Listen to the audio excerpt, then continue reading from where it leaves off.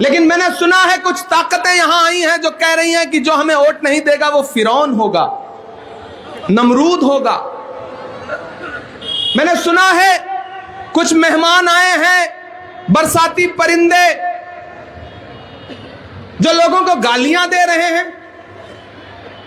पड़ोस में कोचा धामन के कैंडिडेट को लंगड़ा घोड़ा और पता नहीं क्या क्या, मैं वो जबान से निकाल भी नहीं सकता, ऐसी लैंग्वेज इस्तेमाल की जा रही है।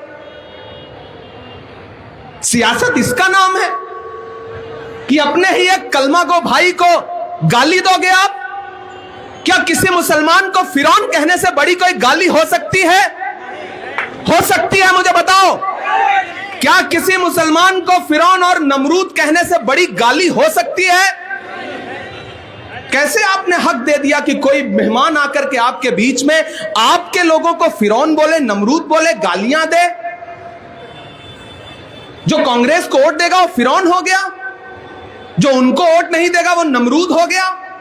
यही लैंग्वेज तो नरेंद्र मोदी की भी है ना, कि जो हमको वोट नहीं देगा उसको सर्टिफिकेट नहीं देंगे। तो फिर उनकी सियासत में फर्क क्या रह गया? मैं बड़ा जज्बाती होकर के ये बात आपसे कर रहा हूं, बहुत दानिशमंद लोग हैं आप। और सिर्फ यही नहीं, मैंने उनकी गालियां हिंदुस्तान के दूसरे शहरों में भी सुनी है। जो उनको वोट नहीं देगा उसे भला बुरा कहेंगे। यहां उलेमा इकराम बैठे हैं, ये अल्लाह वालों का इलाका है।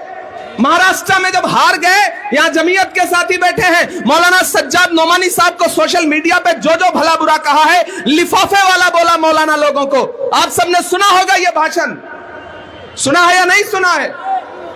कि लिफाफे पे पलने वाले, अरे ये हैं तो ये मजहब की डोर पकड़ करके आगे बढ़ रहे हैं और हमको आपको रोशनी दिखा रहे हैं। इनको लिफाफे वाला बोलोगे आप महज इसलिए क्योंकि ये आपको वोट नहीं दे रहे हैं? बंद करिए ये सियासत, इतनी नफरत मत परोसिए। मैं ये हक किसी को नहीं दे सकता कि सीमांचल के बेटों को सीमांचल के बाहर का कोई आकर के लंगड़ा घोड़ा बोले, गाली दे। मैं ये हक किसी को नहीं दे सकता। और आपकी गैरत कहां चली गई है? आप सुन कैसे रहे हैं? मैं आपका जमीर जगाने आया हूं किशनगंज वालों, पोठिया वालों। आप सुन कैसे रहे हैं? कोई आपके बीच में आएगा, सियासी इख्तिलाफात हो सकता है। डॉक्टर जावेद साहब 4-5 बार चुनाव लड़ रहे हैं। कमरुल हुदा साहब इससे पहले भी चुनाव लड़ चुके हैं। क्या इससे पहले कभी किसी ने किसी को गाली दी? बताओ मुझे। सब चुनाव लड़ते हैं एक दूसरे के खिलाफ। चुनाव होता है, चुनाव खत्म, बात खत्म। जो जीता वो क़यादत करता है, वो आगे बढ़ता है। जो हार गया वो आगे बढ़कर के गले मिलता है, दुआ सलाम करता है। इसमें गाली की जगह कहां हो गई? इस्लाम में आप किसी को नमरूद कह दोगे, किसी को फिरौन कह दोगे, और आप सोचोगे कि आपकी हर बात सर माथे पे बिठाई जाएगी। क्यों बिठाई जाएगी? डॉक्टर साहब, किशनगंज में कांग्रेस के लिए जो वोट मांगे, जो वोट दे, उसको कहेंगे कि ये दरीबाज है, दरी बिछा रहे हैं। लेकिन आपकी जानकारी के लिए बता दूं कि तेलंगाना में इसी 11 तारीख को जुबली हिल्स में एक सीट पर चुनाव है।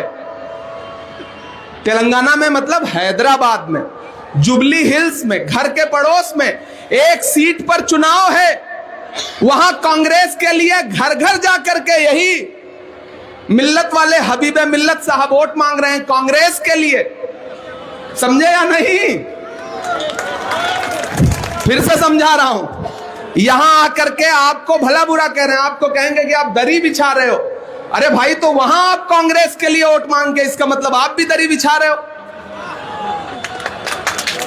आप कांग्रेस के कैंडिडेट के लिए घर घर 5-6 दिन पहले वोट मांगो तो आपकी हिकमत है, और पोठिया और किशनगंज के लोग कांग्रेस के लोगों को वोट देते तो आप कहोगे कि दरी बिछा रहे हो।